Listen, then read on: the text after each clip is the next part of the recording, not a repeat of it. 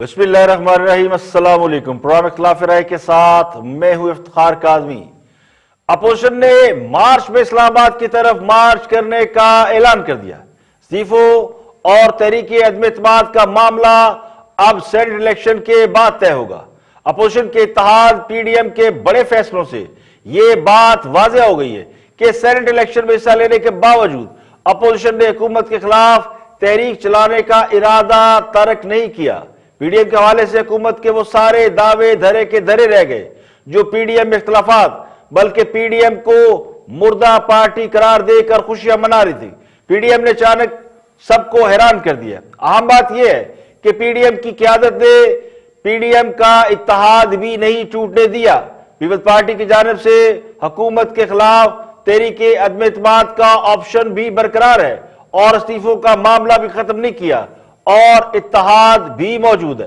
बराबर भुट्टो की जानिब से हुकूमत के खिलाफ तहरीक एतमाद को सेनेट इलेक्शन के बाद जेर गौर लाने का फैसला करके पीडीएम ने पीपल्स पार्टी को नाराज होने का मौका नहीं दिया। तो मेरा गुमान यह है कि अपोजिशन ये समझती है कि सेनेट इलेक्शन इस बात का फैसला करेंगे कि क्या ताकतवर हल्के गैर जानिबदार हो गए हैं या नहीं। जरा ये कहते हैं कि ताकतवर हल्के जिन्हें मुक्तदर हल्के कहा जाता है वो ये यकीन दहानी करा चुके हैं कि अपोजिशन के साथ इस बार वो सब कुछ नहीं होगा जो चेयरमैन सेनेट के खिलाफ तहरीक अदम एतमाद के मौके पर हुआ था। ना ही अपोजिशन के किसी रुकन पर दबाव डाला जाएगा कि वो किसी और को वोट दे। ये हुकूमत को भी बात कन्वे कर दी गई है कि इस बार लड़ाई अपनी अपनी है। सेनेट इलेक्शन में पार्लियामानी पार्टियां जो कुछ करेंगी उसमें उन्हें कोई बैरूनी फोर्स मदद नहीं करेगी। जिसके बाद अपोजिशन ने सेनेट का इलेक्शन मुश्तरका तौर पर लड़ने का ऐलान किया, जबकि हुकूमत ने इस खौफ से कि इस बार इन्हें भी कोई मदद नहीं मिलेगी बल्कि उन्हें खदशा है कि कहीं हुकूमती अरकान पैसे पकड़कर दाएं बाएं वोट न डाल दे, तो हुकूमत ने ओपन बैलेटिंग पर जोर लगा रखा है और अपोजिशन को भी इस बात पर कन्विंस किया जा रहा है कि वो ओपन बैलेटिंग की हिमायत करे। पीडीएम ने ओपन बैलेटिंग की मुखालफत कर दी है। अब इस बात का इम्कान मौजूद है कि अपोजिशन अगर मिलकर सेनेट इलेक्शन लड़ती है तो पीडीएम सेनेट की अक्सरियती जमात हो सकती है। सेनेट में मजबूरी बरतरी अपोजिशन को हासिल होगी। हुक्मरान जमात सिंगल लार्जेस्ट पार्टी हो सकती है लेकिन मजबूरी तौर पर अपोजिशन की जमातों को मेजोरिटी मिल सकती है, तो एक आध वोट का फर्क हो सकता है। तो सेनेट भी इस बार हंग सेनेट होगा, यानी जो भी अक्सरियत हासिल करेगा उसके खिलाफ वोट ऑफ नो कॉन्फिडेंस की तलवार लटकती रहेगी। तो कहने वाले ये भी कहते हैं कि अब सेनेट इलेक्शन ही हुकूमत के फ्यूचर का फैसला करने वाला है। अपोजिशन अगर सेनेट में अक्सरियत हासिल करने में कामयाब हो जाती है तो फिर खान साहब के खिलाफ तहरीक अदम एतमाद का ऑप्शन ज्यादा सॉलिड हो जाएगा, उसे इस्तेमाल किया जा सकता है।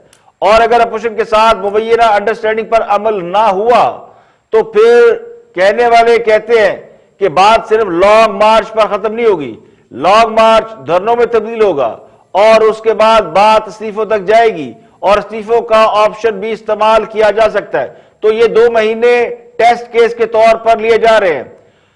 कहने वाले कहते हैं कि अब सेनेट इलेक्शन हुकूमत के मुस्तकबिल का फैसला करेगा। अपोजिशन अगर सेनेट में अक्सरियत हासिल करने में कामयाब हो जाती है तो फिर खान साहब के खिलाफ तहरीक अदम एतमाद का ऑप्शन इस्तेमाल किया जाएगा और अगर अपोजिशन के साथ मुबैना अंडरस्टैंडिंग पर अमल न हुआ तो फिर ये बात लॉन्ग मार्च तक महदूद नहीं रहेगी। ये लॉन्ग मार्च धरने में तब्दील हो सकता है और अपोजिशन के पास इसके अलावा और भी बहुत से ऑप्शन हैं। लेकिन लगता यूं है कि अपोजिशन भी हुकूमत गिराने की कोई जल्दी नहीं उसे। और अपोजिशन के इजलास में यह बात भी सामने आई है कि कोरोना की वजह से हुकूमत को बहुत सारे एडवांटेज मिले हैं। लोग कोरोना की वजह से तहरीक में या जलसों में उस बड़ी तादाद में शरीक नहीं हुए जिस बड़ी तादाद में उन्हें शरीक होना चाहिए था। लोग हुकूमत से तंग जरूर हैं लेकिन अभी उन्हें बाहर निकलने में टाइम लगेगा और अपोजिशन ये वक्त भी देना चाहती है। तो पीडीएम के इजलास में जो हम फैसले किए गए हैं उसके मुताबिक पीडीएम मुजफ्फराबाद में आज जलसा कर रही है। 10 फरवरी को पीडीएम क्लर्कों के इजलास में शिरकत करेगी। पीडीएम के फैसलों का बाज़ाब्ता ऐलान मौलाना फजलुर रहमान ने किया। इजलास ने इस्लामाबाद की तरफ लॉन्ग मार्च का फैसला कर लिया है और इंशाअल्लाह अज़ीज़ 26 मार्च को पूरे मुल्क से लॉन्ग मार्च के काफ़िले इस्लामाबाद की तरफ रवाना होंगे इंशाअल्लाह। पीडीएम ने ये फैसला किया है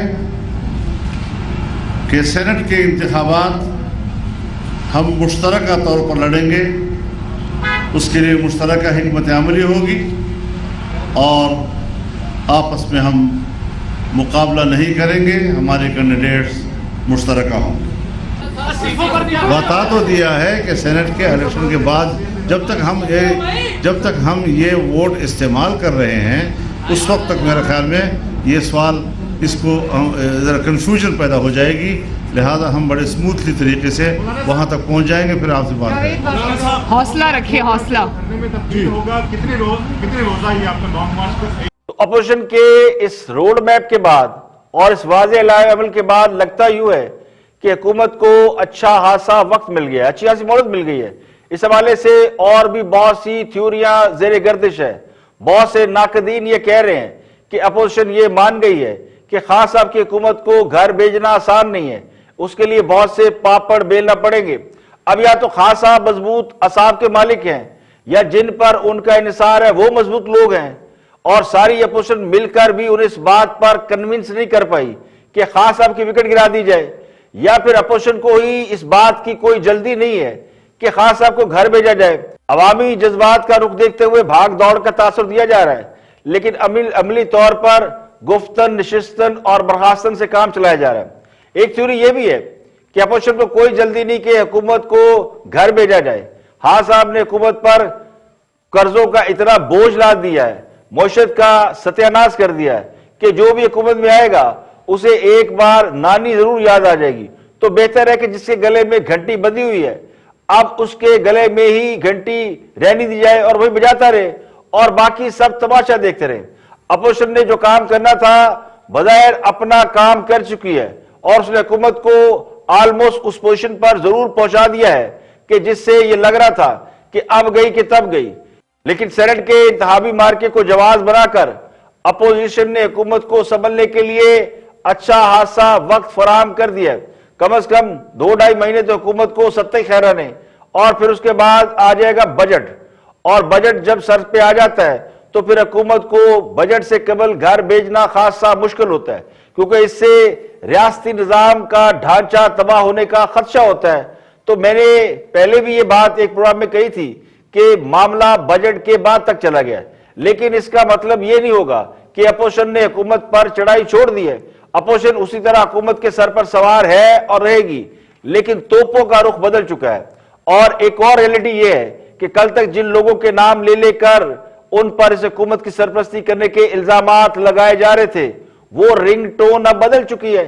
अब उसमें से सिर्फ इमरान खान का नाम गूंज रहा है। इदारों पर दबाव कम हो चुका है, या तो उन्होंने खुद को इस इल्जाम से निकाल लिया है या फिर खामोशी इख्तियार कर ली है कि लड़ाई अपनी अपनी।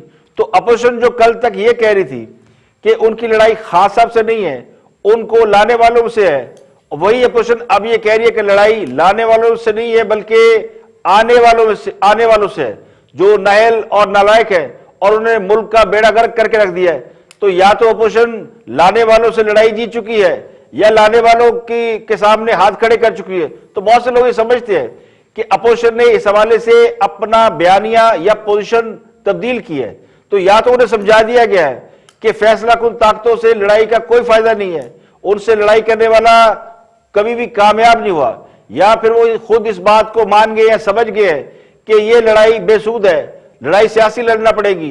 तो वो तहरीक जो हुकूमत गिराने के लिए बड़े जोरों शोर से शुरू हुई थी, उसके रास्ते में अब जगह जगह स्पीड ब्रेकर आ रहे हैं। कभी बाई इलेक्शन आ जाता है, कभी सेनेट इंतखाबात, और कभी तहरीके अदम एतमाद का शोशा उठता है। तो उसकी रफ्तार अच्छी खासी कम हो गई है, और इसी से लगता ये है, बहुत से लोग ये सोच रहे हैं कि खान साहब को मोहलत मिल गई है, दे दी गई है, तो हुकूमत को मजीद वक्त मिल रहा है। अब हुकूमत जिसके हवाले से एक परसेप्शन बिल्ड हो रहा है कि उसने अवाम को महंगाई के नीचे दबा रखा है और दिन ब दिन लोग महंगाई के बोझ तले दब रहे हैं, अब वो मजीद उसको मोहलत मिलेगी तो नुकसान किसका होगा? अवाम का होगा। बिजली कीमतें वैसे बढ़ने वाली हैं, कर्जे मजीद लिए जाएंगे और अपने अरकान को मजीद फंड देने की ख्वाहिश भी है कि वो अगले इलेक्शन में तैयारी कर सके, तो इस वक्त अगर देखा जाए तो मैच बराबर हो चुका है। ना हुकूमत को फतह मिली है ना अपोजिशन को, तो दोनों अपने अपने पोजीशन पर जो है वापस लौट गए हैं और इस वक्त लड़ाई में वक्फा है। हुकूमत और अपोजिशन अपनी पुरानी पोजीशन पर लौट चुके हैं और एक तवील वक्फा है और सबर आजमा वक्फा है, और असल में ये सियासी जमातों का नहीं बल्कि अब है अवाम का इम्तिहान। तो अपोजिशन की जानिब से 26 मार्च को लॉन्ग मार्च के ऐलान पर हुकूमत जो है वो खासी मुतमईन नजर आती है। शेख रशीद ने भी आज खिताब किया और उन्होंने कहा जी 26 मार्च को क्यों 26 फरवरी को आ जाए। तो शेख रशीद ने क्या कहा, वॉच दिस। और मैं नून लीग की मरियम बीबी को कहना चाहता हूं, मरियम साहबा, ये 2 महीने लोगों को क्या टेंशन दे रहे हैं। आप 26 मार्च की बजाय आप 26 फरवरी को आ जाएं, अपना आप देख लें कि आप कितने पानियों में हैं, आपको इंशाअल्लाह मायूसी हो। इस कौम के साथ जितनी गैर जिम्मेदाराना सियासत पीडीएमए ने की है, कभी कहते थे 31 दिसंबर को नहीं छोड़ेंगे आपको, फिर 1 महीने की छलांग मारी, फिर कहते हैं 8 तारीखों का आर पार कर देंगे, ना आर हुआ ना पार हुआ, फिर कहा 31 जनवरी को कर देंगे, कुछ नहीं हुआ। इंशाअल्लाह ताला 26 मार्च को भी कुछ नहीं होगा। और मैं बतौर वजीर दाखिला ये आपसे तोके रखता हूं, क्योंकि पता नहीं कहना चाहिए या नहीं कहना चाहिए,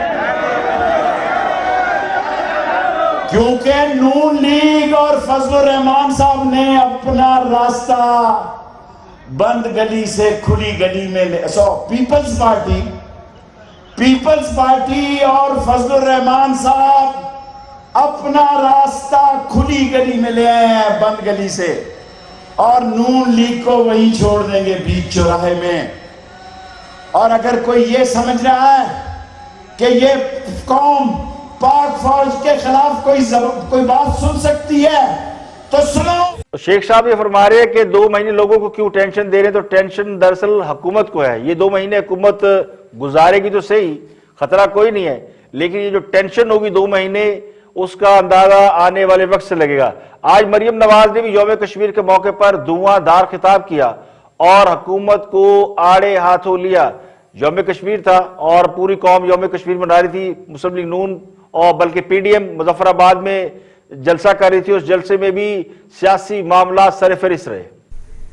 फरोश इस्तीफा दो, कश्मीर फरोश, कश्मीर फरोश, कश्मीर फरोश, आटा चोर, आटा चोर, बिजली चोर, गैस चोर, चीनी चोर, रोजगार चोर, रोटी चोर, तरक्की चोर। तो इंशाअल्लाह ताला वो वक्त दूर नहीं है, अब आजाद कश्मीर का इलेक्शन भी आ रहा है। इंशाअल्लाह इलेक्शन के से पहले मैं इधर हाजिरी दूंगी आपके पास, और इंशाअल्लाह ताला आज कश्मीर की आवाम इस जाली वजीर आजम से ये कहती है कि 15 अगस्त 2019 से पहले वाला मकबूजा जम्मू कश्मीर हमें वापस कर दो, इस्तीफा दो और घर जाओ, वरना ये आवाम तुम्हें माफ नहीं करेगी। यहां पे लेंगे एक ब्रेक और ब्रेक के बाद वापस आएंगे तो हुकूमत ने भी एक मामले में अपोजिशन से एनआरओ मांगा है। देखते हैं कि किस मामले में हुकूमत एनआरओ मांग रही है।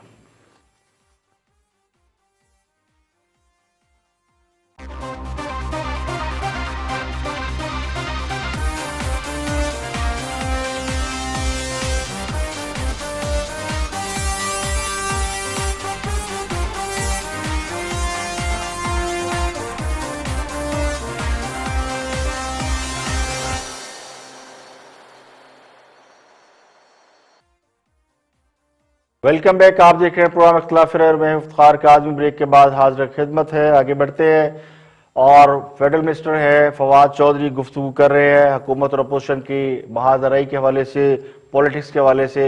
देखते हैं कि वो क्या फरमाते हैं। वॉच फवाद चौधरी। जो लोग हैं, एक तो जाहिर है कि एक वो तबका जिसके ऊपर जिनको लग रहा है कि उनको सजाएं हो जाएंगी और वो बड़े उसमें कीन है कि कुछ जो है वो सारे का सारा सिस्टम जो किसी तरीके से लपेटा जाए और चाहे जो कुछ हो जाए हमारे केस जो है वो किसी तरीके से निकले। उसको ज्यादा प्रॉब्लम है कि वो चाहता है कि ये जो मामलात हैं ये उसके जो है वो खराब हो और वो उधर से नहीं चले। दूसरी बात, ये जो बात कर रहे थे कि बात ये तो कल तय हो गया था कि आप जब तकरीरें करेंगे उसमें कोई जो केसेस की बात है या जो पर्सनल चीजें हैं वो तो आएंगी नहीं। और उसके बाद जब हम तय करके नीचे आए हैं, लेकिन बात पता हुआ कि जो तय करने गए थे उनकी पार्टी उनकी बात नहीं सुन रही। तो इशू इज कि अगर आपने, और वैसे कोई नई बात तो नहीं है, 1988 से पार्लियामेंट इस तरह से चल रही है। अनफॉर्चुनेटली प्रॉब्लम यह है कि इसके नतीजे में, जिस तरह आपने शुरू में अपने इंट्रो में बात की थी, कि जो एक तबका है जो ये समझता है कि पार्लियामेंट्री सिस्टम इस मुल्क में नहीं चल सकता, हम सिर्फ उसकी सोच को मजबूत करते हैं। और राणा साहब तो मुझे कह रहे हैं कि कभी कभी मैं बात करता हूँ, मैं हमेशा ये बात करता हूँ, लेकिन अगर आप बिल्कुल एक दीवार से लगा देंगे दूसरी पार्टी को, हुकूमत को भी, और ये कहेंगे कि नहीं हमने आपकी कोई बात सुननी ही नहीं है, तो एक्चुअली तो आप इन बातें करने वालों को तो फिर कमजोर ही कर देते हैं ना। जब अपोजिशन के रवैया अख्तियार करेगी तो फिर क्या करेगा कोई? मेरे ख्याल में ना तो हुकूमत को अपोजिशन को दीवार से लगाना चाहिए और ना ही अपोजिशन को हुकूमत को दीवार पे लगाना चाहिए। अच्छा, आपने इसे कहते हैं कि अब आया ऊंट पहाड़ के नीचे। पहले हुकूमत अपोजिशन को दीवार से लगा रही थी, अब हुकूमत खुद ये मान रही है कि अपोजिशन हुकूमत को दीवार से लगा रही है। और चूंकि अपोजिशन हुकूमत के साथ किसी भी किस्म के मुज़ाकरात से इनकार कर चुकी है, हाथ उठा चुकी है। इससे पहले हुकूमत अपोजिशन को एक तवील अरसा दीवार से लगाई हुई थी और अपोजिशन के अरकान को हकारत की निगाह से देखा जाता था। खान साहब तो अपोजिशन के किसी बंदे से हाथ मिलाना तक पसंद नहीं करते थे, बल्कि मुल्क की सिक्योरिटी के हवाले से जो बड़ा अहम इजलास हुआ था जिसमें आर्मी चीफ शरीक थे, उसमें अपोजिशन के लोग गए तो खान साहब उस इजलास से गायब हो गए। तो असल मसला यह है कि अपनी बारी आई तो कुग्गू रो पिया। अब हुकूमत के लोग ये कह रहे हैं कि हुकूमत को दीवार से नहीं लगाना चाहिए। तो ये वो लोग हैं जो रोजाना टीवी पर बैठकर किसी न किसी मुखालिफ की नैब के हाथों गिरफ्तारी की कब्ल वक्त इंफॉर्मेशन दिया करते थे। तो कल तक जो दूसरों पे अरसा हयात तंग कर रहे थे, आज खुद उसी ट्रैप में फंसे हुए हैं और अपोजिशन को कहते थे कि एनआरओ नहीं देंगे, अब खुद उनसे एनआरओ मांग रहे कि दीवार से मत लगाओ। तो ये बात तो खुद हुकूमत ने मान ली है कि अपोजिशन हुकूमत को दीवार से लगा रही है या लगा चुकी है। तो बाकियों को शायद इसका इदराक नहीं, लेकिन हकीकत पसंद लोग इसका इतराफ कर रहे हैं कि अपोजिशन ने हुकूमत को ऑलमोस्ट बेदस्तोपा कर दिया है। आगे बढ़ते हैं। ऑन द फ्रंट में गुफ्तगू कर रहे हैं जनरल रिटायर्ड अमजद शुएब साहब। दिफाई तजिया निगार हैं, लेकिन पॉलिटिक्स पे उनकी गहरी नजर है। देखते हैं कि वो मुल्क की सियासत को किस तरह देखते हैं। Watch this. सही। तो अगर आप करप्शन को खत्म करने में सीरियस हैं तो आप नियतें क्यों पूछ रहे हैं? फिर आप क्यों कह रहे हैं कि जनाब पीटीआई की ये नियत और वो नियत है? भाई अगर काम दुरुस्त है तो काम आप करें वो सारे मिलके। अगर आज आपकी नियत है कि आपने को खरीदने हैं लोग तो आप उसके खिलाफ हो गए, अगर कल आपके को खरीद के ले गया तो आप उसके हामी थे कि जी इस तरह नहीं, इस तरह किया जाए। सेनेट के इलेक्शन में जब चेयरमैन का इलेक्शन हुआ, मैं आपको एक वाज़ेह चीज बताऊं, मेरा अपना तजरिया ये कहता है कि जो सीटें जिनका हम कहते हैं कि लोग बिके, वो एक खास प्लान के तहत बिके और पार्टीज की अपनी प्लानिंग के तहत हुआ सारा कुछ। अगर ये नहीं है तो फिर उन्होंने जब कहा था कि हम तहकीकाती कमेटियां बनाएंगे और उन लोगों को निकालेंगे और सामने लेके आए, तो क्यों नहीं लेके आए? सही। किधर गई वो कमेटियां? क्यों नहीं बनी? वो कोई कमेटी नहीं बनी, किसी ने कुछ नहीं किया और वो इसी तरह बात गोल हो गई। इसका मतलब यह है कि पार्टियां शामिल थी इस खेल में। सही। और आज भी यही आपको नजर आ रहा है कि ये फिर खरीदो फरोख्त के चक्कर में है। तो मेरा ख्याल है कि कौम का हम भूल जाएं कि हमें किसी का कोई और किसी का मफाद, कौम का मफाद किसी के ज़हन में है तो उसके लिए काम, ये सारा वहां पे धंधा अपना है। तभी पीडीएम का भी ये मसला हुआ है कि लोग कहते हैं कि जनाब ये इनके अपने करप्शन के केसेस हैं जिनकी वजह से ये इत्तेहाद बना के एक ज्यादा बड़ा प्लेटफॉर्म यूज कर रहे हैं गवर्नमेंट के ऊपर दबाव लाने के लिए ताकि वो केसेस खत्म हो। सही। अगर ये दुरुस्त नहीं है तो फिर इनको सियासत करनी चाहिए। आप आईनी रास्ता इख्तियार कर लें, आप ले आए अदम एतमाद उनके खिलाफ, बिल्कुल बड़ी थिन मेजॉरिटी है, लाई जा सकती है, क्यों नहीं लाई जा सकती। लेकिन ये है कि वो शायद दबाव उस किस्म का लाना चाहते हैं जिससे कि शायद सर आपका ये पॉइंट आ गया, इसी में बात करेंगे। बिल्कुल ठीक है, ये आपका पॉइंट आ गया। देखिए, अपोजिशन अगर अपने केसेस खत्म करवाना चाहती है तो उसके लिए सबसे बेहतर रास्ता ये है कि हुकूमत गिरा दे। ना रहेगा बास, ना बजेगी बांसुरी। ये जलसे जुलूस करके भी मुकदमात ही खत्म कराने हैं तो फिर इतनी मुशक्कत की जरूरत क्या है? और ऑप्शन मौजूद है।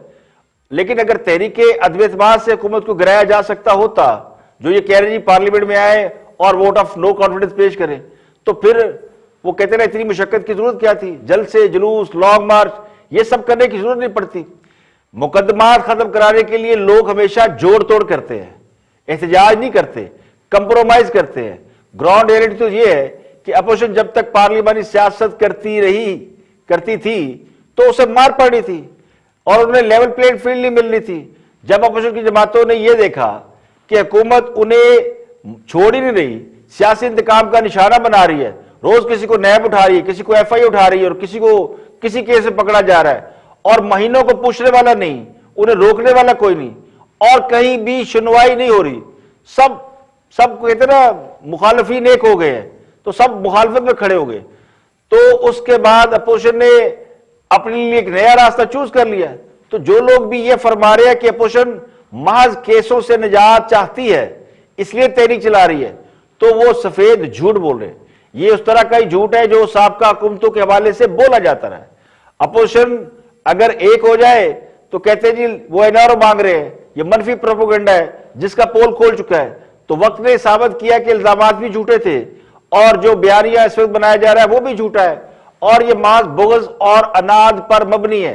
अपोजिशन इसलिए तहरीक नहीं चला रही कि वो अपने मुकदमात खत्म कराना चाहती है। अपोजिशन इसलिए तहरीक चला रही है कि उसे ये समझ है कि लोग इस वक्त इस हुकूमत से नाको नाक यानी तंग आए हुए हैं। यहां पे लेंगे एक ब्रेक और ब्रेक के बाद वापस आएंगे और भी हम मौज़ूआत आपके साथ शेयर करेंगे। हमारे साथ रहिएगा।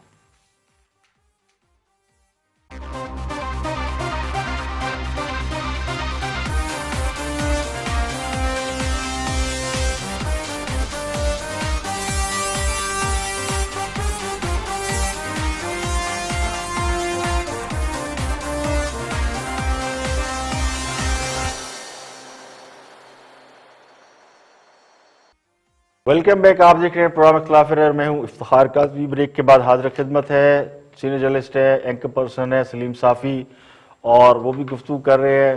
अपोजिशन ने कल ऐलान किया 26 मार्च को लॉन्ग मार्च करने का और उस पर बात कर रहे हैं सलीम साफ़ी। देखते कि उनका तज्जिया क्या है।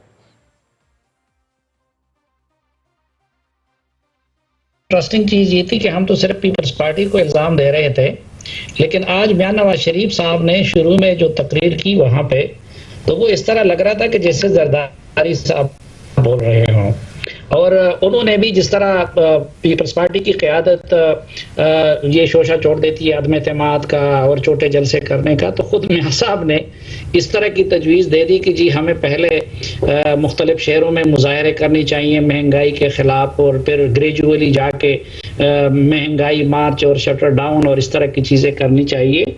और दूसरा मियां साहब ही ने ये वाजे कर दिया कि जी अगर पीपल्स पार्टी इस्तीफे नहीं देती तो फिर हमारे इस्तीफों का इस स्टेज पे कोई फ़ायदा नहीं है। बाकी जो मौलाना फजल रहमान और जो बाकी छोटी जमातें थी उन्होंने खूब इन दोनों बड़ी जमातों की क्लास ली और उनसे कहा कि भाई अगर आप लोग ये नहीं कर सकते थे तो पहले ऐसा क्यों किया।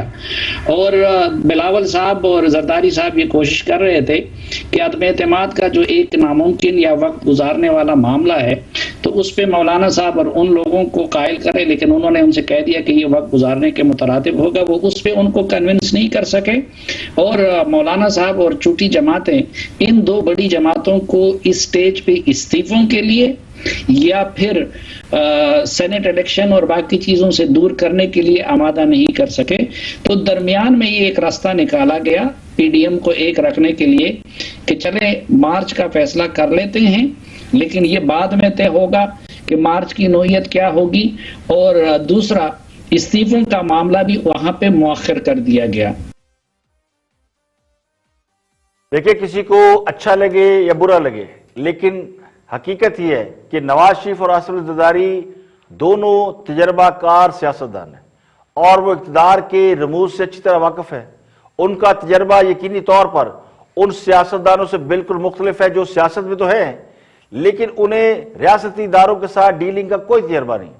नवाज शरीफ को इल्म यह था कि जब तक उन्हें लेवल प्लेइंग फील्ड नहीं मिलेगी उस वक्त तक वो खुलकर सियासी लड़ाई नहीं लड़ सकेंगे। इसके लिए उन्हें अपनी माइट दिखाना होगी, तो उन्होंने अपनी माइट दिखाई। इसीलिए नवाज शरीफ ने सबसे पहले अपने जलसों में उन ताकतों को निशाना बनाया जिनके बारे में उन्हें यकीन था कि वो हुकूमत के पीछे खड़े हैं और वो समझते हैं कि नवाज शरीफ की सियासत खत्म हुई है। तो नवाज शरीफ को सियासत में री एंटर होने के लिए एक माइट चाहिए थी जो उन्होंने दिखाई। अब उसका फायदा यह हुआ कि अपोजिशन को लेवल प्लेइंग फील्ड मिल चुकी है, लेकिन असल मसला होता है अवामी पजीराई का, और तहरीकें उस वक्त तक कामयाब नहीं होती जब तक अवाम के कोई मसाइल को लोग एड्रेस ना करें। और जब तक अवामी मसाइल पर बात नहीं होगी, हुकूमत की कारकर्दगी ज़ेरे गौर नहीं आएगी, तो लोग बाहर नहीं निकलेंगे। जो आम आदमी है जिसका किसी सियासी पार्टी के साथ डाई हार्ड रिलेशन नहीं है, वो आम आदमी है जिसे साइलेंट वोटर कहते हैं।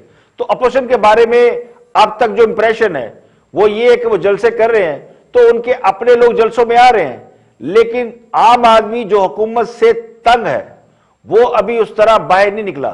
तो मेरा गुमान ये है कि नवाज शरीफ ने ये बात बिल्कुल ठीक की है कि अपोजिशन ने अपनी बात तो कर ली है कि उनके खिलाफ धांधली हुई, उन्हें को लेकर आया, उनके मुखालफिन को लेकर आया, उन्हें दीवार से लगा दिया गया, लेकिन अवामी मसाइल पर बात नहीं हुई। लोग हुकूमत से तंग है, लेकिन अपोजिशन अभी तक लाने वालों और आने वालों की जान को रो रही है। इसलिए तहरीक में वो कहते ना, वो किक पैदा नहीं हुई। और ये बात नवाज शरीफ और जरदारी से बेहतर कोई नहीं समझता कि जिन तहरीकों में आम आदमी शामिल ना हो, जेन्युइन मिसाइल ना हो और जेन्युइन मिसाइल पे बात ना की जाए, उस वक्त तक वो तहरीक कामयाब नहीं होती। आगे बढ़ते हैं और कुछ दोस्तों की बात करते हैं, उनके पास क्या खबर देखते हैं रिपोर्टर्स।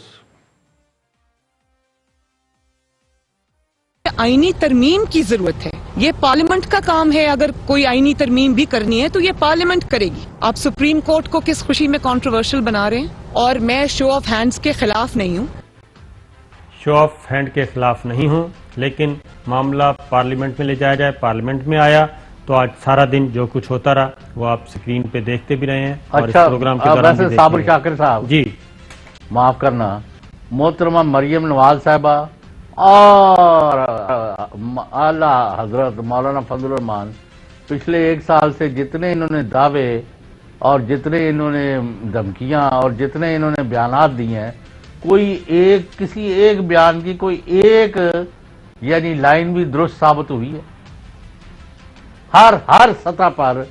फिर ये जहां 500 बंदा होता है उसको 5 लाख बनाते हैं, फिर 5 लाख बंदा हो तो खैर वो तो कोई भी छुपा नहीं सकता, तो उसको 50 लाख कर दें, लेकिन बात कुछ नहीं बनी।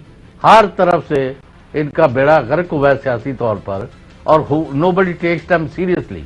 अब हैविंग सेड दिस, इनको आज आप ये पूछ लें कि आपके एक साल में जितने दावे मंसूबे, इमरान खान एक आखिरी दिन है, वो 13 दिसंबर वो फैसला कौन हो जाएगा, फलाने दिन ये कर देंगे, घसीट के बाहर निकालेंगे, मैं वो लफ्ज भी नहीं इस्तेमाल करना चाहता।